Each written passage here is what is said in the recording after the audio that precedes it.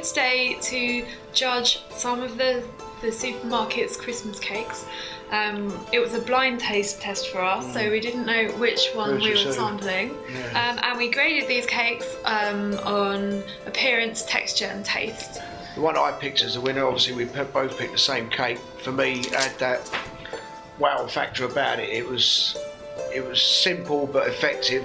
This is a cake by Tesco. I scored this cake full marks, 10 out of 10 for appearance, and the reason for that is I don't know if you can see it very closely in the camera, but it's very precise here. The cake is very well rounded. The pieces they've used are very precise. There's no jagged edges.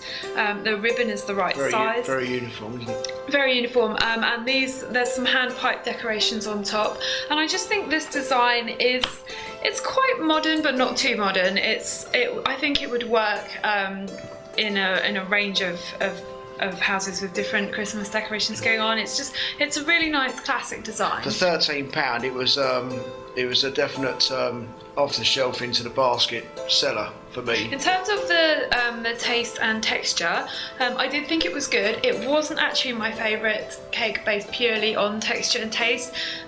My runner-up was actually a cake by Asda.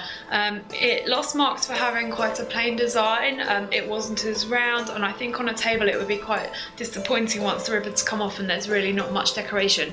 But the texture and flavour I thought were excellent for that cake. You didn't agree on that? No, one, did you? I mean my texture and taste wasn't the top marks. I mean I had Fiona Carr's and the Waitrose one down as the top marking one for mine, and I think it was a bigger cake, and it was a good amount of cake for the money, and it was the best cake I'd tasted. But for me, the decoration was quite old-fashioned. I found it was very classic. It had some white roses, some greenery, but I did think it had an old-fashioned look, and also the taste was very heavy on molasses and spice. It wasn't what I think of as the traditional Christmas flavour. The losing cake, I think we both agreed, was, I'm afraid, Sainsbury's. When we cut into it, we found there was only about an inch of cake. The cake stopped about here, and the rest was all a very thick layer of marzipan and sugar paste, which had a very overpowering sweet taste.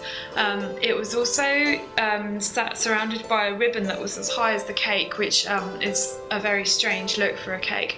So I just found it very disappointing. My one was Morrison's.